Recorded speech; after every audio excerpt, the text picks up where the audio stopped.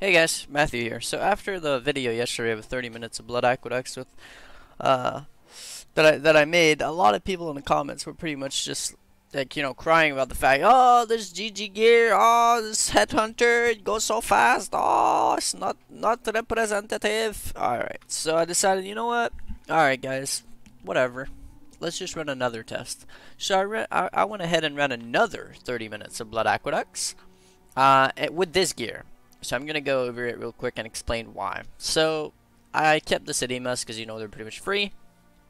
I kept the Biscos. I changed my headhunter for a Biscos Leech because it's pretty much free. I went ahead and picked up some gold worms, or kept mine anyways, because they're pretty much very cheap. You can get like a 19% quantity pair for just a few chaos. So long as they're not perfect, they're gonna be pretty cheap. The enchant doesn't really do anything for us. I slapped on a Tabula, which is actually not a Tabula. It's it's a 6-link superior destiny leather, but it's basically a Tabula because it has no stats. And this 6-link actually doesn't matter. It's just for my Herald of Ice and Grace with Enlighten. That has to do with Divination Dispute, but I'll go over that in another video this weekend. I kept on my Windrubber because I needed the colors and the links. But as you can see, I'm not wearing any rings, so this 15% quantity can actually be outdone by 2 Venters with 8% quantity. Because I actually ran with no rings. I took out my Pariahs and I didn't change them for anything else. So I'm basically running no rings. So while you could have 2 10% Venters for 20% quantity, which would outdo this by 5%, which is a pretty big deal. So definitely nothing great there. My 6-link was actually in my bow. But like I said, you could have a Tabula and put your 6 links in there, and then these links actually don't matter. They could be anywhere else. I went ahead and used a rare quiver. This is my mirror tier quiver, but it doesn't matter. Like, you don't need that kind of damage. It doesn't help you with clear speed or anything. Like, my DPS is 15.6 thousand with this gear on, but in reality, this quiver basically could be changed for any other quiver. As long as I have like 1,000 DPS, I can probably clear Blood Aqueducts like in one click, because it's a level 61 zone. You don't need a lot of damage. So I kept my Shaper Amulet. The reason for that is because you can get a Talisman for like 10 chaos with 10% quantity with no other stats on there, so that's no big deal. I went ahead to use the random Star Ganja I had. No enchant on it, as you can see. That was actually a bad choice. I should have used a Devotos. Just because you get 20% move speed, which is a big deal because holy crap was I running slowly. So that's pretty much the explanation of the gear. The flasks don't matter. You don't need this damage. I'll go over that in another video. That's just for speed, but everybody runs those, so yeah, it's pretty much basic bitch gear. So these are the results. So we have a little Word document here, or notepad I should say. Results: 4 chisels, 2.5 chaos, 7 alchemies, 3.5 chaos, 4 chaos, 4 chaos. A divine orb, that was actually a drop as itself, but it was a pretty lucky drop, but we'll go over that in a bit. 18 chaos, 24 fusings, 15 chaos, 4 scours, 2 chaos, 2 regrets, 2 chaos, 2 vals, 3 chaos, 5 humility cards, total of 10 chaos, and random unique ring for 2 chaos for the Lore Weave recipe. Grand total is 62 chaos. But, as I said, the Divine Orb was a pretty lucky drop. So if we were to take this out, not use this, not take it in consideration, it's 44 chaos, and this was 30 minutes. It's not an hour, it's in 30 minutes. So in an hour, if we double that number pretty much, we can reach, 88 chaos per hour. Very, very easily. I don't think I got very lucky at all in terms of drops. Only 4 chaos, no regals, no sextants. I don't know if sextants can drop, but a single white sextant is 3 chaos, so it's a pretty big deal. GCPs are over 1 chaos each, so we didn't really get that lucky in terms of drops except for the divine, but I'm not even counting that in this 88 chaos per hour. So this, at current price of exalts, is almost an exalt in an hour with very basic gear. Like, the results yesterday, I believe, was 54 chaos for the entire thing. So times 2, 54 is 108. So it's like 20 less chaos, right, in an hour. It is noticeable. 20 chaos is noticeable. But I was using, Headhunter, GG, really GG gear. And I think I got a lot luckier yesterday in terms of, humility cards and stuff. But this time around, I was running so slowly. Like, look at this. just look at how slow this is.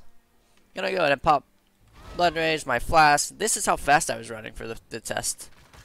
This is really freaking slow. Like, this is really, really slow. You can go, honestly, up to 4 times as fast with Brightbeak and Shield Charge and faster attacks. So this was very, very slow, and I still reached a pretty respectable number with very basic gear, as I've said numerous times. So I just want to make an update with like early league early league items that you could have, and how much currency you can make very early in the league with absolutely nothing crazy. It's easy to make currency in Path of Exiles, and you know, if for example you were to make 88 chaos in an hour, right? Running Blood Aqueducts. If you spend like 3 hours in there, you get 264 chaos, right? That could basically buy you that could basically buy you a Windripper. It can buy you pretty much the rest of the gear. Everything else in there can pretty much be bought out with 264 chaos. Like you could get a perfect pair of Zedimas, some nice gold worms, talisman. Quiver doesn't really matter, and a Windripper for 260, and a Devotos for 264 chaos, and a Queen of the Forest for 264 chaos.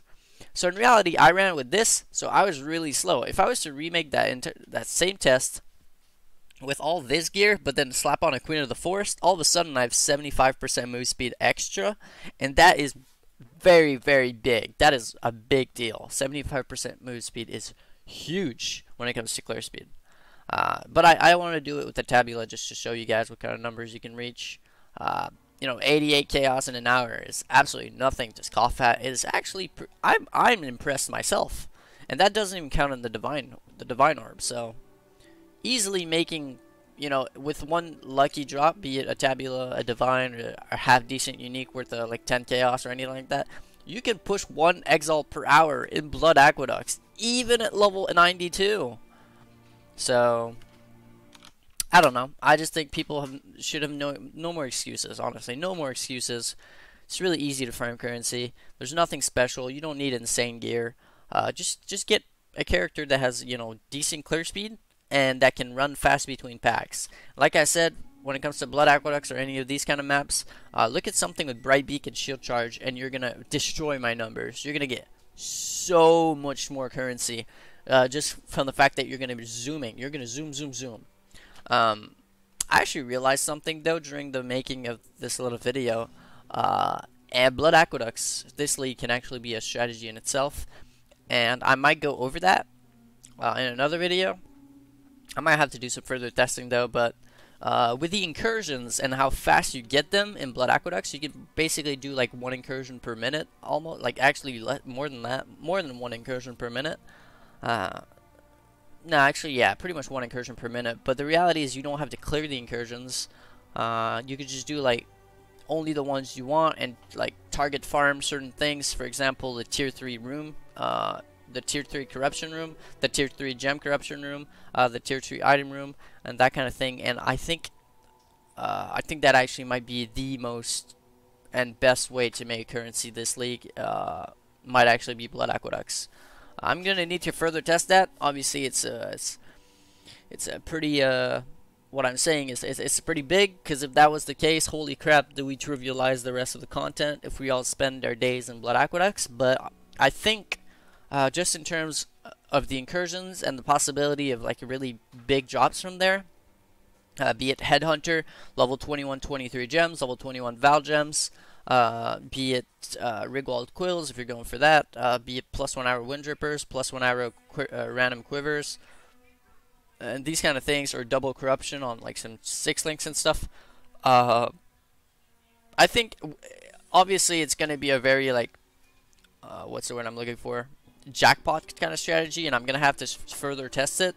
But I feel, you know, you could probably get in a play session of a few hours, maybe 5 to 6 of the T3 rooms, and those alone can net you insane amounts of currencies. But like I said, it's going to need some further testing. That was just the test for the currency.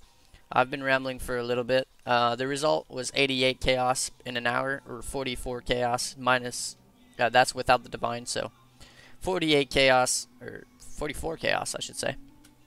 44 chaos in 30 minutes of Blood Aqueducts. Absolutely nothing special in terms of drop. Like GG whatever, so no exalt either, and that can drop in there, so it's gonna do it for the video. Hopefully you guys get some better proof that this could actually be done, day one. This kind of gear can be acquired day one. Maybe not the talisman, but Sadimas, Goldworms, Abyssal Leech can all be acquired day one very, very easily. Maybe not a Windripper, but 2 Venters is pretty easy to get day one. So for early strategy, you can push exalts on like day one, or about they're about I want to say 40-ish chaos for 1 exalt.